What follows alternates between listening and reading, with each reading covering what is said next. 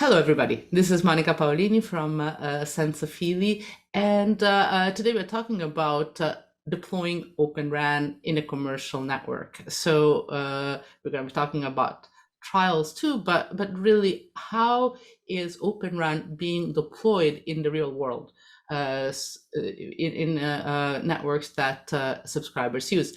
And I have the pleasure today to have with me Yago Tenorio, and he is the Vodafone Fellow and a network architecture director at Vodafone. Yago, thanks for being with us today. My pleasure. Excellent. So everybody knows Vodafone, and but let's just get started with the sort of the main announcement from Vodafone: 30% Open RAN base station, base station sites by 2030 in Europe. Correct. Okay, so maybe you can tell us, what does it mean? How are you going to get there? Yeah, okay. So if you engineer that kind of backwards, but by 2030 we will have 30% of our footprint in Europe with Open RAN.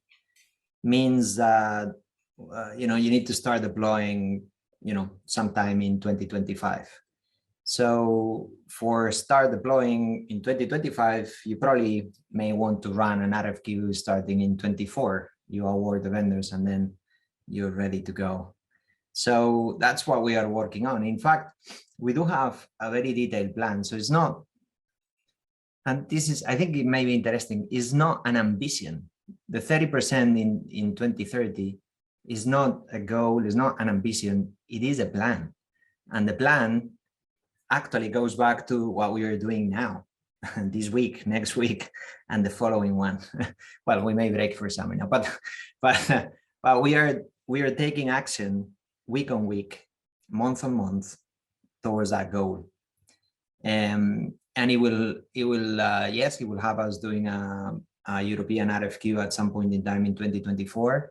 Before we get there, we will probably have more than just one market with some sizable rollouts, the same as we have UK today. Yes, and as I say, it's a plan, not an ambition. And the reason why you need a plan is because there's a lot of work that you have to do. It's not just, and so can you tell us a little bit, before we go into the sort of the more detailed part, in terms of you have different countries, and this is a sort of global goal. How is that going to be different, you think, in different countries?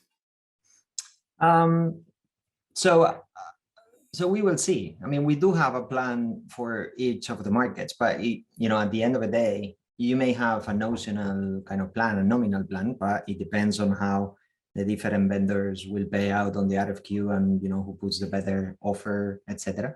That you then kind of define that and you land it into a market by market basis. So we don't have a strong preconception, but we do have some scenarios that we do. In terms of how the shape of this, what we want to do is to introduce Open RAN in that RFQ and in Europe as if it was just another vendor. So we have a number of vendors in radio. Unfortunately, that number, you could argue that is too small, and that for a healthy ecosystem, for competition purposes, for having an incentive to innovate, you need some more optionality in that ecosystem. That is, in the first place, why we started doing Open RAN, and that is the role that Open RAN will play on that RFQ. Now, will we have one vendor doing Open RAN? Will we have two? Will we have three? Well, time will tell. I mean, we still have 3 years to get there, and I hope that we have as many as possible. But at the end, you enter that RFQ with a number of vendors, and then you award markets. And there are some kind of basic rules that all operators follow. You don't want too many vendors in a single market, but equally, you may not want only one vendor if the market is big enough. So those are kind of rules of thumb that everybody use. We'll probably use the same, and we see how that maps into Europe. Also, unfortunately, in some countries, it's not possible to use all of the vendors in 5G. So we need to me mindful of that too. But So, mhm. go on. So basically, you're trying to figure out who are the vendors that have that you can choose from in terms of are they interoperable and things like that. So, and then for each market, you will decide which ones are best suited for that market. So, in two different countries, you might have some overlap of vendors, but it's not going to be, Vodafone vendors everywhere the same. Is that, or at least in principle, they don't have to be all the same. Okay, so we already made our choice in the UK. Mhm. So we are working with Samsung software, Samsung radios, also NEC radios, working on top of Wind River, on top of Dell servers. And that is the choice we made for the UK. That is in deployment. We are learning a lot. It's progressing well. We can talk about that later. Are we gonna just rubber stamp that on the next market? Well, maybe or maybe not. I mean, for a starter, Open RAN is all about replaceability and interoperability. So, I mean, on one hand, of course, for the majority of the layers, we're making progress. We're happy. We're innovating together, and the commercial deals are attractive. Then maybe there is no reason to change. If you, as I said before, if new players come, particularly on the software space, so like Nokia, for instance, who are kind of right now reconsidering their plans to Open RAN, we would really love them to come and play as well. And there may be more. So there are other options out there like Mavenir that we are not deploying them, but we are trialing them in some markets. We also have them on the lab. Now, the optionality is even wider when you consider radios or the CAS layer or the server. So the beauty of Open RAN is that everyone can play. So I think it'd be wrong to simply get fixated in a single configuration and try to repeat it everywhere, because that's not exactly what Open RAN is. Well, and I guess that's the issue, right? Every market will have different requirements, and also within the same market. So if you take the UK, probably you don't want to have the same radio vendor everywhere. I mean, well, the number of vendor might change, but the difference is not just the vendor name; it's just that they have different products. It's not right. So Yeah. And I guess that the question, as you say, is that you don't want to have too many vendors and not too few. So I guess it's a balancing act, right? Yeah, it is. It will always be. It will always be. Now, the requirements are not that different. I mean, particularly we talk about Europe, and the spectrum allocation in the region is similar. There's no big deviation market for market. The spectrum asset that we may have maybe is slightly different. Also, the filters and other things like details may slightly differ from market to market, but I think when you look as a whole, there is a uniformity. So, Massive MIMO is Massive MIMO, and there are slight differences on the spectrum and the filters, but what works in the UK, save that, is going to be a good product in Italy as well. So you do want optionality in the radio space. That's not driven by the different requirements in every country, because they are not very significant. They are driven by you want the ecosystem to have a richer set of options, because we are running short of options.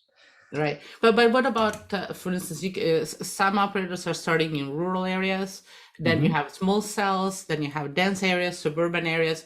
How do you see it going? What is your first step? Is it rural, small cells, massive MIMO? Yeah, so let me say first, it makes a lot of sense that today operators are starting with rural. And in fact, if you go back even like 1 year or even more ago, when we said what our plan was, we always said we think that this is absolutely competitive for rural areas and it'll be ready by the end of 2021. We said by the end of 2022, it'll be ready for urban, including Massive MIMO. That's always been our statement. And it's happening. And it's happening exactly as that. So we are in 2022. Since January, we have a base station that is more on the rural side of the UK, that is in commercial traffic. And it's not like in the middle of nowhere. It has some very important enterprise customers connected to it. So it matters a lot. It's performing really well. We're very happy. We have Massive MIMO on the lab, and we've already stated publicly we aim at having it taking commercial traffic in a cluster in the UK before the end of the calendar year. And then this time next year or earlier, we will have a third-party Massive MIMO connected to that. So it'll be like NEC Massive MIMO into Samsung software. That's our plan. That is what we are doing. If you ask me, I think it makes a lot of sense to do it that way. So first, you need to make sure that 5G FTD works for you. 4G, I think, is already well proven. So you put them both in combination. You can do 5G NSA. You carry on with urban areas and you integrate Massive MIMO into it. And then you do the same with a third-party Massive MIMO. Those are the logical steps to take now, today. If your question is, how are we going to deliver the 30% in Europe? That's an easier question, because by 2025, following this calendar, we are anticipating that Open RAN will be a fully mature technology with performance fully on par with incumbent. Therefore, you will play that into our strategic RFQ as you would play any other vendor, using the incumbent architecture. Meaning that we're not going to split Europe into rural and urban and give the rural to Open RAN. That's not what we are going to do. We will allocate portions to incumbent 1, 2, 3, Open RAN, whatever. We'll see how many players we have. That will be equivalent. So will Open RAN be taking capital cities? Yes, of course. In some markets where it's operating, yes, it will. Now, you're, as a brownfield operator, clearly you don't want to rip out your network to put Open RAN there, right? So is this 30% new sites, or how is that? And if so, does that mean that all the new sites are going to be Open RAN or Open RAN ready, whatever that means? And maybe I'll ask you that. You don't want to rip off your existing network. No one does. Exactly. But the truth of the matter is that the life cycle of any equipment is rarely making it to a decade. And before the end of the practical life of any equipment that we are deploying, new generations of equipment will almost justify themselves just based on energy, if not on the capability that you may actually miss if you don't upgrade, or new generations or new features that 3GPP is releasing. Of course, we would like the equipment to just be there forever, but unfortunately, that's not the case. And in some cases, generally, actually, the business case to replace it is positive, as I said, just based on energy. So new equipment comes that takes half of the power consumption as the old one and is equally capable or more. You may want to replace it. You may move the old one into rural kind of side of things.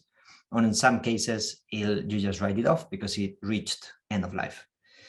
So that's very important, because even if we don't want, and no one wants to rip and replace, you actually end up doing that very often.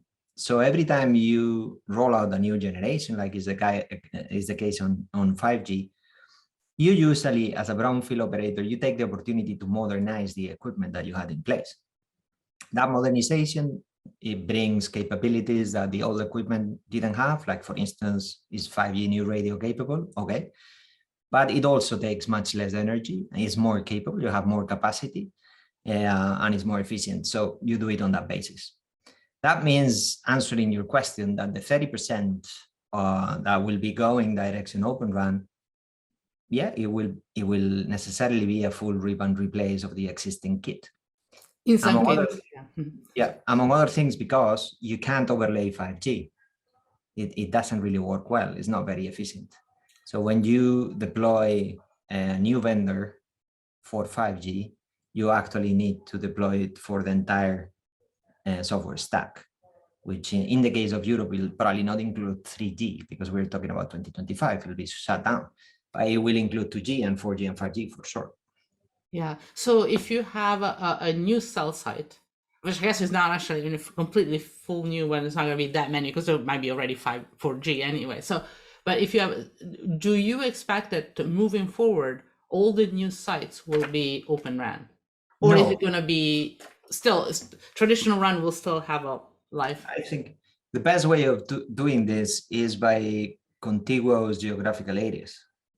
If you end up pepper potting too much, I mean, that never worked very well in radio with incumbent architecture, and Open RAN is not going to fix that problem. So you have too many, we used to call them outer handovers, and you have, whatever Ericsson kit handing over to Huawei kit, handing over to Open RAN kit.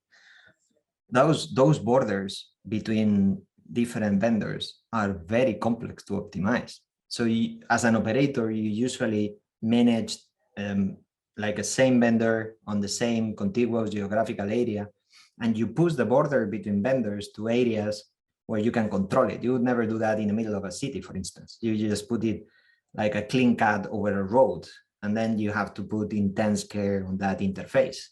So you don't pepper pot. You have to allocate contiguous big chunks, minimizing and looking after the borders. Absolutely. So it's going to be based on where you are, where you want to have Open RAN. Now, let's switch a little bit. And I just you just published a report on a paper on system integration, and I found it very interesting because you actually propose concrete actions to be taken in order to enable the ecosystem. Can you tell us why do you need to do that in terms of what is so specific about Open RAN? You need to have a whole sort of program to do this, and maybe you can tell us a little bit about that. Yeah, absolutely.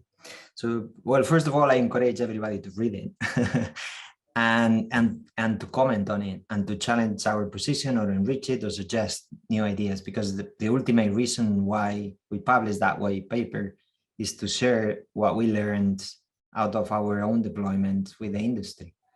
And then if we are right, let's work together and making it happen. If we are wrong, okay, we can improve our position. But answering your question, I think Open RAN needs that. It needs collaboration and industry harmonization of processes to be as efficient as it can be and to develop its full potential. Why? Well, when you buy from an incumbent supplier, they are doing all the integration themselves. They don't necessarily manufacture or code all the software, manufacture all the radios.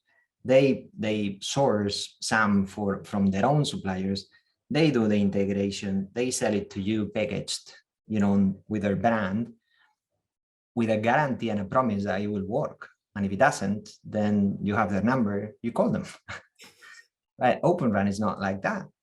So you buy, in our case, the model and the architecture that we are proposing, which is the one that some of the biggest operators in Europe are aligned onto and proposing under the memorandum of understanding that we signed all together. That architecture have us buying the server from one party, putting the containers from another party, and the software and the radio from a third and fourth party. Now, who's gonna put all to work, and who are you gonna call when it fails, is one of the biggest questions that I don't think is outstanding anymore. We're trying to answer, and on that paper, we give our humble, honest answer onto what we are doing. Now, in our case, because we got first there, we decided to take it on ourselves. But if everybody does the same, then you're gonna be duplicating the effort in every operator, and that is completely unnecessary to begin with. Second, even in our case, what we learned is that the process to do it is actually slightly different from the one we're using now, where you give your suppliers a very active role in coordinating with each other. Absolutely. And this is really important because, and I think that that's an excellent point. You need to get a new system, a new way to integrate different elements. And as you point out, we already have multi-vendor networks. It's just that the integration is done by the vendors outside your network. And now, if it's really open, that model doesn't work anymore. But you propose the creation of, for instance, of a system integration lab where you can actually do tests, which is, I guess, is different than doing a plug fest where you make sure things are interoperable. And maybe you can talk about how is that different and who is going to set it up and basically pay for it. I mean, you can imagine that it's a for-profit enterprise, but how do you see that going? What's the business model for that? Yeah, it could be a for-profit enterprise. It could be some of the existing organizations like TIP, for instance, that grab that space and decides to coordinate the effort, including managing the labs.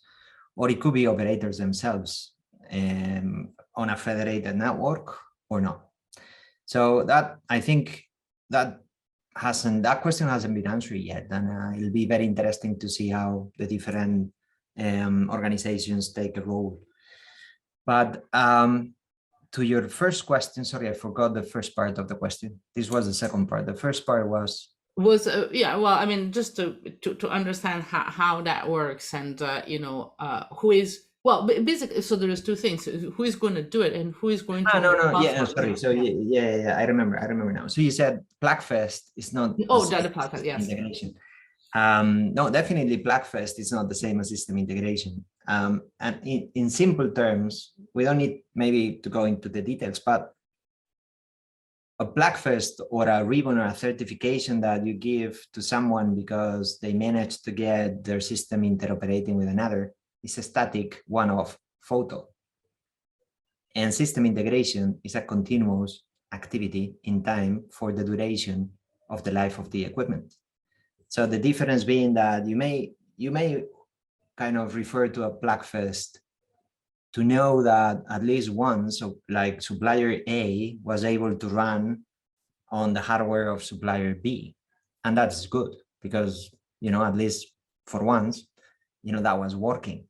But if you're gonna deploy that and you're gonna like roll it out to 30,000 base stations in Europe, well, you may want to be sure that every new software version, every new patch that runs on every new variant of hardware has been certified and tested before you roll it out, which is what the incumbent supplier is doing for you today. So when they send you a new software version, they've tested that against all the hardware that is in life, right? So that you can roll it out, and most of the time it works. Occasionally it doesn't, but okay, but you make it work. But in the case of not having a system integration, who's going to tell you that the new software has been tested against the existing hardware, or new hardware can run the new software? Well, you have to do it. So there needs to be a system integration lab and a system integration process and operating model that's put in place and gives you the same certainty that the incumbent suppliers are giving you today. And that is what we talk about in the paper, how to do that. Yeah. And it's important because, you can hire a system integrator that does it, but you still need to, I mean, you'd still be duplicating efforts if every operator does it. Exactly. So you can, because there's just so many vendors out there, even if it's open, it's not like an infinite number. Oh, but that's one of the models, and it's a valid model. So you don't want to take it on yourselves. We took it ourselves, but say that you don't. Okay, you can always give it to a system integrator, and you have where to choose. There are many companies doing system integration. They are extremely good at doing it. So you give it to them. And there's nothing wrong with that. The only thing you need to think is if you're creating a locking, because Open RAN is all about moving away from having vendor locking at any interface. So everything is interoperable, interchangeable, and replaceable. If you put everything into a single system integration, nothing wrong with it. I'm not against it at all. But what I can tell you is in our case, we decided that we needed to learn to do it ourselves, to make sure that we're not just fooling ourselves, trying to move away from the incumbent locking and running into a new kind of locking, which is you depend on your system integrator. And if they leave, you can't manage your system. You know nothing. So that's why we decided to kind of bring it in-house and skill ourselves.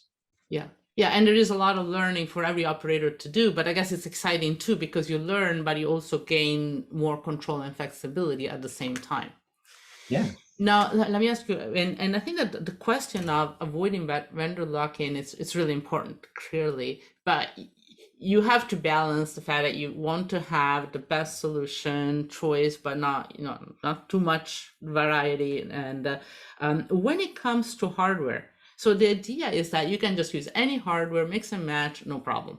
But is that really, it might work from an interoperability point of view, but it might not be the best solution. So for instance, for the hardware, do you want to use only off the shelf or optimized hardware? And obviously, if it's optimized, then it's no longer the kind of off the shelf, anything goes in. So how do you stay? Because it's like, is that, how do you go about that? That is a really good question. So I think right now there is a big debate between how to accelerate the hardware. So you can do it inline, you can do it look aside, very technical terms, but at the end, what it really means is inline usually ends up in some kind of a specialized silicon that can do, one thing very well, which is layer one, then go to the, x86 for layer 2 and 3. While the look aside, what it means today is that, well, there is some acceleration component inside x86 that are doing the job for you, and everything is off the shelf.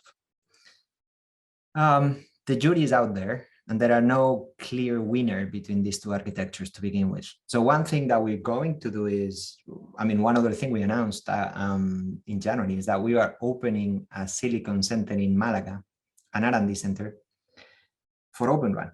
So we're going to be testing, benchmarking, measuring, and then eventually advising or being very vocal about what architecture we think is best and publicizing the results as well. And that is, work that is ongoing. To your point, it may or may not be that the best architecture is the one that we call inline, and the best that you can do is to give the layer one to a specific silicon that was designed for that. Now, is that not creating a lock-in? Yes, right now it would, because that piece of hardware needs the software to be coded in a particular way. So there is nothing attaching you to that piece of hardware other than the software vendor will need to have different variants of the software to be able to run on different accelerator cards, and that is suboptimal. So they don't want that. We don't want them to do that either. We want them to be efficient. So is there a solution for that? Yes. All you have to do is to open that interface as well. And Open Run has been brilliant at opening interfaces. So that's probably the next one that we need to open, the layer one interface to the accelerator. In what way? Well, so that you can have several different silicon manufacturers doing brilliant inline accelerators for layer one, but they all have the same instruction set and the same set of interfaces towards the software, so that that software is portable from one vendor to another. Is that doable? We think so. And we are big proponents of the standardization of that interface in the Open Alliance. Now, are we there yet? Well, no, as everything else in Open Run is progressing. But we think we will get there if we need to, because we've proven that that architecture is better than the alternative. Yes, and I guess in general with open interfaces, like with open source, everything, the interface, the basic interface is open, but you can always kind of improve on it. And there is always a thin line. It's like at which point it's no longer open, but if it's software on top, why not? I mean, is there any problem with that? And No, you see that happening? uh, I mean, nothing is perfect. So first of all, I mean, you said, well, everything is interchangeable, plug and play, mix and match, and everything is gonna work. Well, no, it'll never be like that. Okay, never.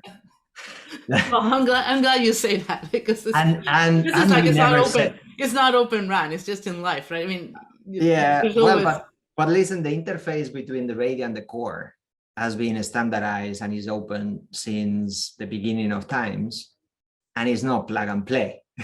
So you don't just roll out, your new radio vendor trusting that it's going to interface the core because it's a well open interface, because it doesn't. You first need to test it on your own lab, even if the vendor has already run interoperability. So open run is the same. It'll not be better than that. It'll be like that. So you'll still have to do testing and system integration. um, and it is what it is. It doesn't remove any of the benefits, because at the end, remember, today, if I have to swap out a vendor for any reason, technical, commercial, strategic, I have to go to each side, rip off the kit, and deploy a new kit. Mhm. And even if, like, when I want to roll out 5G, as I said at the beginning, I need to roll out 4G and 2G from that vendor too. Otherwise, it's just a mess. So today, changing a vendor is a huge effort of, like, going to the site, removing the kit, installing the new kit. In the future, once that you've run the system integration, so that's the plug and play thing, and once that you know that it works because you've done all the debugging, changing a vendor will be eventually deploying a new software overnight, so that I had this part of a network with, supplier A, and tomorrow morning it'll be supplier B. It's not plug and play, but it's interchangeable. It's not the same. Now, for that, as you said, those interfaces will have to remain open. And it's very important that we keep the openness, because otherwise we're fooling ourselves. So if we compromise with that, then we're not going after the potential. Now, is it that important? I mean, at the end, you can keep, for instance, in this example, the interface to the accelerator relatively closed. But then if you do that, you are forcing the software vendor to code for it. So at the end, someone needs to pay. And you need to be careful with that, because as you say, well, is that a better option than having to go to the site? Well, yes, it is. Is that the best that we can do? No, it isn't, because at the end, you are forcing someone that ends up being the software vendor to code a software variant to work on your hardware. And if everyone does that, they will end up having 20 software streams. And there is no way on earth that that is going to be as cheap as it can be. Yeah, but isn't it also the fact that you're going to learn, because this is like you sort of, at the beginning it might be a little bit harder, but then you kind of understand how you can write software that works across different configurations, right? I mean, Yes, but I think there is a limit. That is mm, even the instruction set. If you allow the instruction set to be different for every say provider of layer one, you can't scale that. There is no way, even like the best CAS platform, it doesn't matter from whom, will not be able to abstract that to make it transparent to the software. There is a lot that they can abstract. You can even think of, well, like your CAS layer can make the difference between x86 and ARM to go away. That would be great. Maybe it's doable. Maybe we should, yes, maybe we should just go in that direction and do it.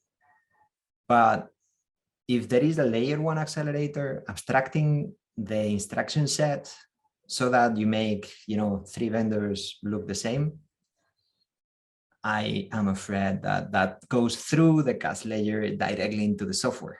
So that's what we need to be careful with. But, conversely, that is something that is easy to standardize, as yeah, opposed to, ARM architecture versus Intel, which is not easy to standardize. Absolutely. And I guess there's going to be trade-offs, how much are you willing to spend? This is like, how much you're willing to spend to get a little bit better in terms of performance. At some point, it's not worth it anymore, I guess. Sure. Okay, a very final question. For Open RAN, if you were to pick the biggest challenge and the biggest reward, what would they be? The biggest reward is we are creating the optionality that the ecosystem needed for some time and we were not able to find. So, after many years of improving and having innovation and innovation fueling like decrease of total cost of ownership and making everything more efficient, that stagnated a bit. So the lack of competition, naturally made kind of the innovation pace to go slightly slower. We're finding a new challenger that's stepping up. And we moved from this is never going to work to this is never going to work well enough to it's still some years to come to hell is happening. So we came a long way and it's happening. So I think that's the biggest thing. The challenge, I think system integration is what we're talking about. We're probably halfway through finding an answer to it. It's no longer a fully outstanding question, but we still need to land it. So, for us, fine, it works. We have enough kind of, critical mass to fuel the 30% rollout, but we never said that we want to be alone in this. So I still think it needs to be an industry movement. And I'm sure that 2023 will be the year where we see the inflection point and more commercial rollouts start in Europe as well. The next kind of frontier is to deliver something that proves that this is a superior architecture and that is leapfrogging incumbent architecture that is legacy. Right now, you could argue that, in performance and everything else, we're working to be on par. In the next 2-3 years, I think the challenge is to deliver a few things that are going to demonstrate that this is far better and no one wants to be on incumbent architecture anymore. Yago, thanks so much for sharing your thoughts with us today. My pleasure. Thank you for having me. And thank you to all of you for listening to this. And this is part of a report that is available on sensaphilly.com on the Open RAN ecosystem. Thank you.